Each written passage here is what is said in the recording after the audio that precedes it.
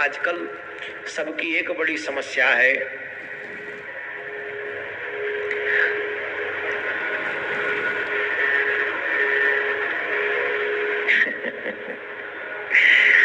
उपाय बताऊं?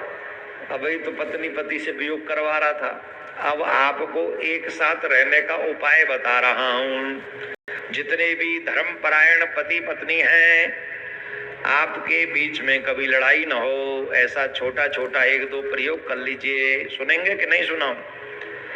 जिन पति पत्नी में आपस में बीच में कभी कभी झगड़ा होता है वो सुने, जिनमें छोटी छोटी लड़ाइयां होती हैं वो सुने, जिनमें एक दूसरे की बात को सुनने की क्षमता नहीं होती है वो सुने। जो चाहते हैं हमारा संबंध बड़ा अच्छा सा बना रहे, पति पत्नी जो चाहते हैं अच्छा संबंध बना रहे, वो एक दो उपाय बता रहा हूं, बड़े ध्यान से सुने और कम से कम ये उपाय 27 दिन तक लगातार करें। और हाँ, एक उपाय करते समय कई उपायों को एक साथ न करें, एक उपाय को ही करते रहें, वही आपको उस रास्ते में अच्छी तरीके से ले जाएगा। तो जो जो लोग ये चाहते हैं कि हमारे पति पत्नी में वो बात बनी रहे, ठीक ठाक बनी रहे, तो आप सबसे एक निवेदन है, आपके सोने का तरीका भी, आप कौन सी दिशा में सोते हैं ये भी महत्वपूर्ण है। श्री हरिवंश पुराण में अच्छा उपाय, ये हरिवंश पुराण का उपाय नहीं, हम आपको बता रहे हैं, हमारे हाथ में आया है, हम भी यहीं पढ़ रहे हैं। हमको कहा है कि ये उपाय बताना, आजकल बहुत पति पत्नी में लड़ाई होती है, तो इसलिए उपाय बता दीजिए। अब इसमें जो लिखा है वही बता रहे हैं हम, सुन लो। पति पत्नी की तकिया दो नहीं होनी चाहिए, एक लंबी सी तकिया होनी चाहिए, एक ही तकिया पे दोनों का सिराना होना चाहिए। इसीलिए शायद आपने देखा है कई होटलों में बड़े लंबे लंबे तकिया होते है ना, तो होटल वाले ज्यादा अच्छा जानते हैं गृहस्थियों से कि तकिया कितना बड़ा हो। तो एक तकिया लंबा होना चाहिए, उसी पे दोनों का सर होना चाहिए। दूसरी बात,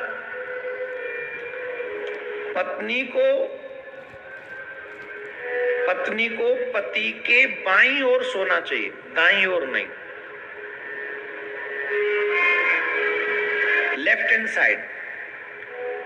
पत्नी को, और वाम भाग ही है पत्नी का, हमारे शास्त्रों में वामांगी कहते हैं। वाम भाग में आप जहां भी जाएंगे भगवान के युगल सरकार के दर्शन करेंगे तो किशोरी जी वाम भाग में ही है।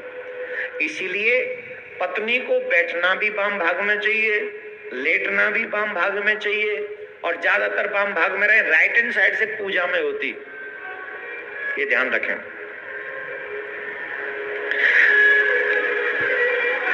अलग अलग गद्दे और तकियाओं का प्रयोग न करें, ध्यान रखें। हाँ, तो डबल बेड पर तो एक ही गद्दा होता है, तकिया अलग अलग होती हैं, उनको थोड़ी सी सिलवा के लंबी कर लो, एक उपाय।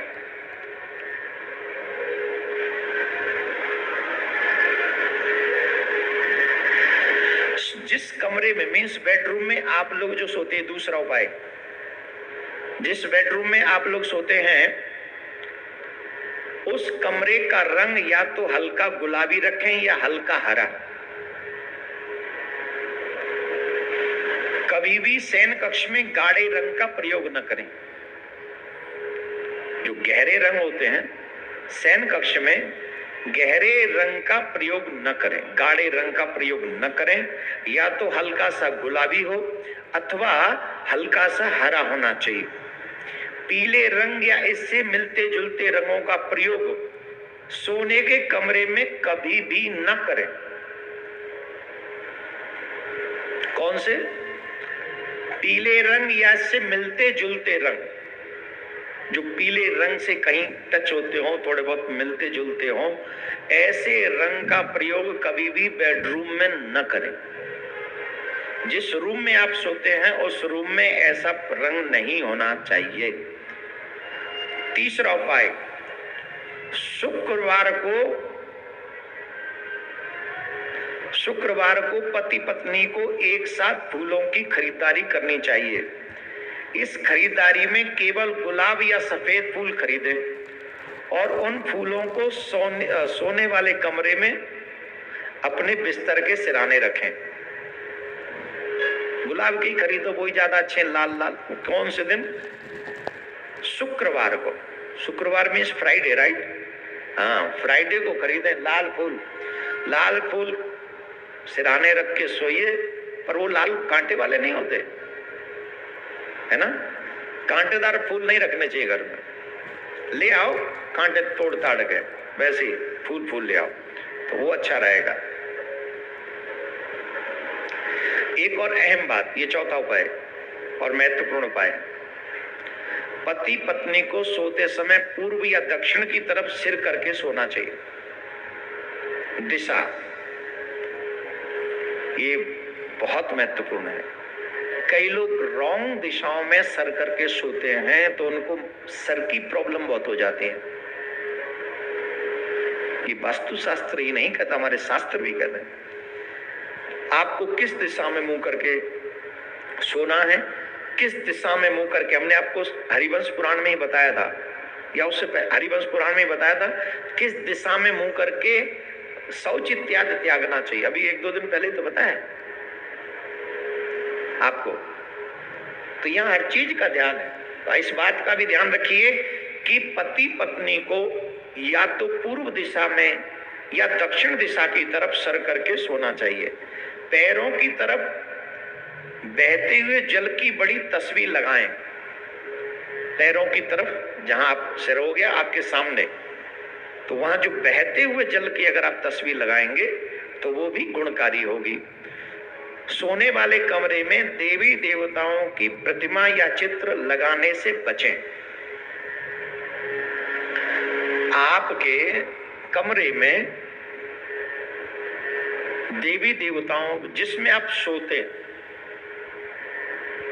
वहां देवी देवताओं का चित्र ना हो तो ज्यादा अच्छा है।